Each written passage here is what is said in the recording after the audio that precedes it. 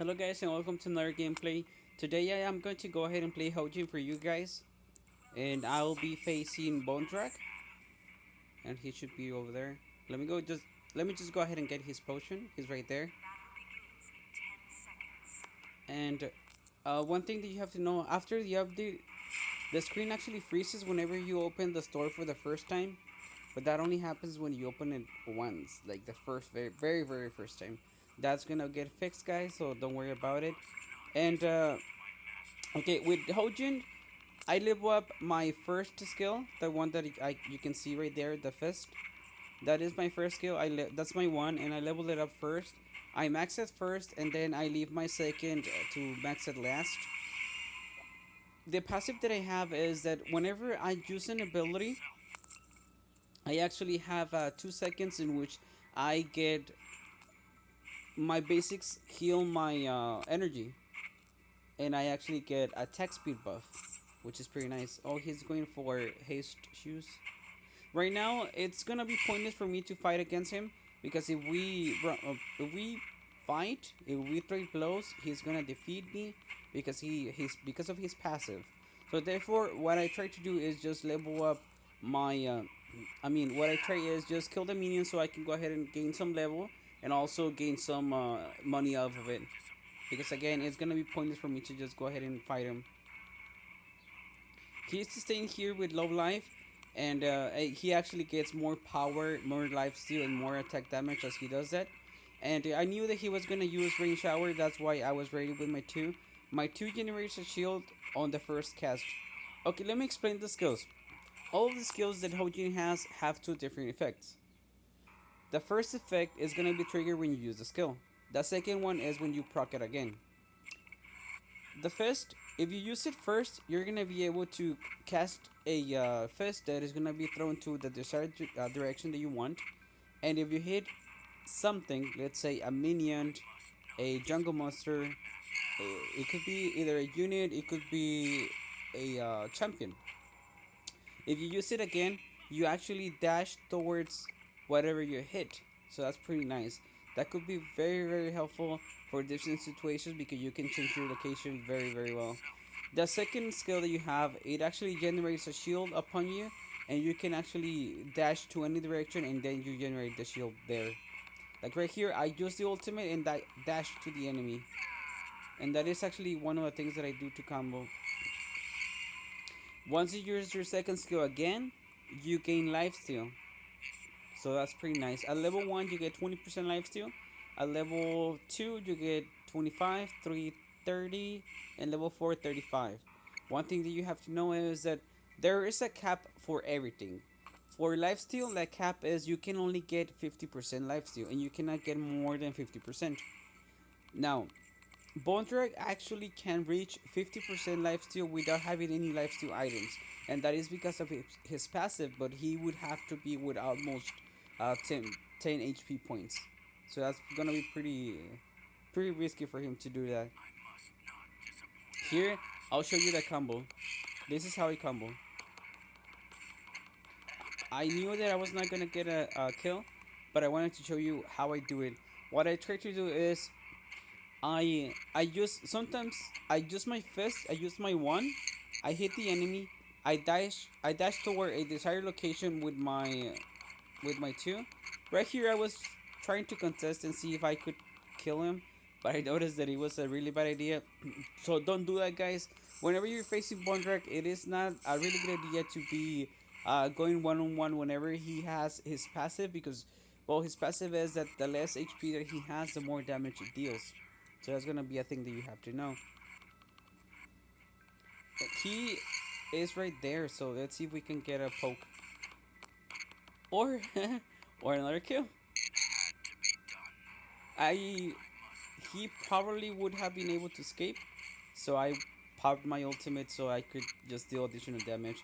I am going to go ahead and get prominence. It's not gonna be a good idea to be trying to get lifesteal because well he is the best lifesteal champion. Like he lifesteals a lot from you, so there is no way that you can contest that. So, but you can go ahead and get more damage that he can take. and also I'll try to juggle with my ability so I can avoid getting too much damage from him. And besides, since my 2 gives me 35% lifesteal, I can go ahead and get Bloody Sight, which is 400 gold. And once I have it, I'll have 10% lifesteal. I'll use my 2 twice, and then I will have 45% lifesteal, which is pretty nice. Oh, he had the feeling that I was going to dash over there. That's pretty nice. So what I'll try to do now is just, since he is inside of the tower range, I'll just stay right here and destroy the minions. Whenever I see that he is going to cast Brain Blood, that skill that he used, I'll just use my second skill to avoid the damage. That way, he's not gonna be giving any pokes on me. The build that I have for this champion is pretty much attack damage, and I do get some attack speed. But in this case, since I will be facing Bone Track, I am going to go ahead and get more HP, and then I'll change the items for Blade Armor. What Blade Armor does is that allows me to it allows me to let's say hurt whoever is hitting me. What the armor does is that every time that you get hit by a basic attack, you actually send out you return 30% of the damage back to the attacker. Oh shit. Oh, lucky crit. I got a crit. And that is why we carry prominence. There was a very low chance that I could get a critical, and I got it, and he got destroyed. So yeah, it is pretty much a matter of preference. But what I build on the Hoji, it's gonna be attack damage, sometimes criticals, and sometimes I get defense because he has a lot of sustain. I like his build a lot. Um, with this champion, you can be very good, very powerful, but you have to take consideration how you use your skills because it has a lot of synergy how they work together. So it can match your playstyle very well, but you have to know what is it that you want to do. Right here, I'm not worried about him because I think I can get a good poke and see if I can send him to the tower. I actually didn't use my one correctly, otherwise that would have been another kill because I sent him flying to the tower. Okay, going back to the items I'm building, I am going to go ahead and have, of course, my blade armor on me because what it does is that every time that I receive a basic attack, it actually returns 30% of damage back as a magical damage. And that is so that I can counter a little bit the lifesteal that he has. That way, whenever we fight again, we actually have he gets some damage back out of whatever he's doing. For example, every time that he's hitting me, I notice that he's receiving damage. I'll see what the number is, what the exact number is, and see how much damage he can deal. I'm going for the tower right now. I'm actually not very worried about him. Oh, he gets 51 damage back whenever he hits me. So pretty much, if he's healing, let's say 100 damage, I can, of course, almost make it half. I think I can get a kill right here. Because if you think about it, I had 30% lifesteal because of my 2. I had the shield, and I have critical, and I have damage. So right there, I really had a lot of damage and some pretty decent lifesteal. And also, he was receiving damage from my armor. So in a way, it was doing well.